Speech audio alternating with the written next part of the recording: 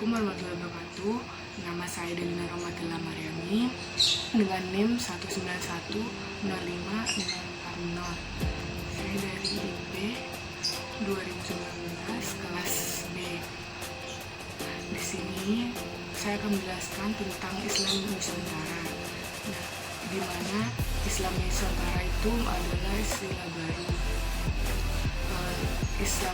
Kata Islam Nusantara ini hanya berupa sifat, tetapi Islamnya hanya satu sama.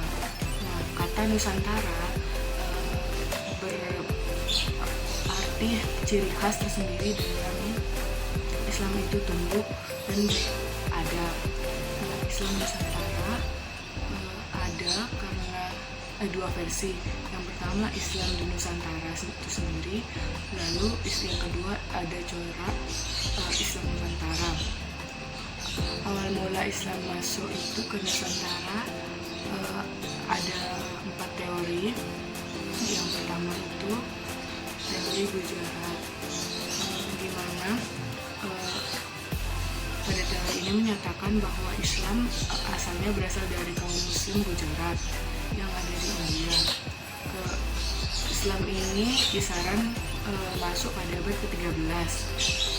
Adanya data sebagai bukti di mana persamaan beragama dengan cara yang ada di Gujarat, terus ukiran yang ada di batu nisan sama persis seperti yang ada di Gujarat yang beradaptasi dari Hindu atau itu. Yang kedua teori Persia. Persia sendiri itu negara Iran sekarang.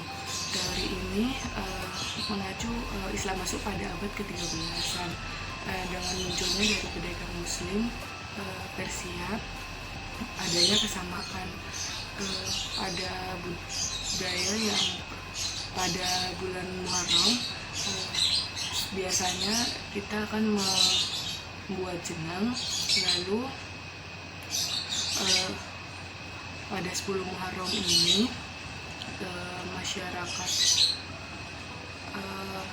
itu dikenal dengan hari agungnya umat Syiah karena pada tanggal 10 ini mereka mengenal kematian Husain, dan umat Syiah itu keluar untuk meyakinkan untuk menyakiti dirinya sendiri. Karena kemiripan tradisi inilah mereka mempercayai bahwa Islam masuk melalui teori yang kedua ini. Yang ketiga teori Mekah atau Ka'bah. Nah, di mana Islam masuk ke Indonesia asli dari Mekah dan orang-orang Muslim yang dari Mekah menyebarkannya ke Nusantara. Pada saat itu Islam itu sedang dikenalkan oleh Syekh di Mekah dan disebarluaskan keluar Arab. Diperkirakan sekitar masuk itu pada abad ke-7 lewat pedagang Arab. Yang keempat, terbawa dari pedagang-pedagang Cina yang berlayar ke Indonesia, terjadi asimilasi dan kulturasi budaya. Nah, bagaimana sih cara masuknya Islam ke Nusantara? Yang pertama, lewat perdagangan. Mereka melalui Selat Malaka yang dimana menjadi lalu lintas internasional, dan mereka pedagang itu pasti akan berlabuh di suatu pelabuhan Nusantara. Lalu masyarakat yang lebih awal mengenal Islam adalah masyarakat pesisir. Yang kedua, adanya perkawinan budaya. Ketika dai atau wali songo datang dan memperkenalkan Islam dengan budaya yang ada dan dicampur itu menggunakan tembang, gamelan, wayang dan lain-lainnya. Perkawinan yang terjadi itu antara pedagang Muslim dan pribumi. Selanjutnya adalah tasawuf. Nah, cara tasawuf ini itu lebih mudah diterima oleh masyarakat. Selanjutnya itu sufi itu adalah inti dari Islam itu sendiri. Jadi ketika masuk ke Nusantara dan bertemu dengan Nusantara,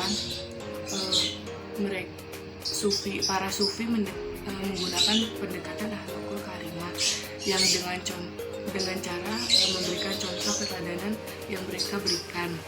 Nah, pengembangan Islam sendiri yang ada di Nusantara, pertama kali Islam datang ke suatu tempat pasti akan memunculkan dua istilah. Yang pertama harbiah, yang kedua usriyah. Harbiah sendiri yaitu Islam masuk dengan cara peperangan. Maksudnya di sini adalah ketika Islam masuk dan ingin berdakwah, tetapi mereka dihalangi atau dihadang oleh penguasa negara tersebut, terjadilah peperangan di daerah tersebut. Lalu daerah ini biasanya tuh dikenal dengan harbiah. Lalu paling banyak itu berada di Eropa, negara Eropa. Lalu yang kedua itu usriyah, dengan cara berdamai atau kemudahan. Walaupun masuk dengan cara usriyah itu lambat, tapi nantinya mereka akan berubah pasti menjadi lebih besar lagi. Corak yang ada di dalam Nusantara ini bergantung kepada di mana kerajaan-kerajaan Islam berada, lalu Islam itu berkembang sendiri. Kerajaan Islam berkembang sendiri yaitu lalu perkembangannya itu berkembangnya melalui kekuasaan, yaitu maka melalui raja terdahulu, sehingga rajanya mau berkiblat kepada dai-dai tersebut, yang dimana dai tersebut adalah Wali Songo. Nah, corak Nusantara itu beragam dan unik, tetapi Islamnya tetap satu. Nah, karena setiap daerah itu di mana orang tumbuh Islam, apalagi Islam menyentuh, maka membuat mereka itu coraknya lebih beragam. Nah, sekian penjelasan dari saya. Apabila ada kesalahan atau kekurangan mohon dimaafkan. Wabillahi taufiq wal hidayah. Wassalamualaikum warahmatullahi wabarakatuh.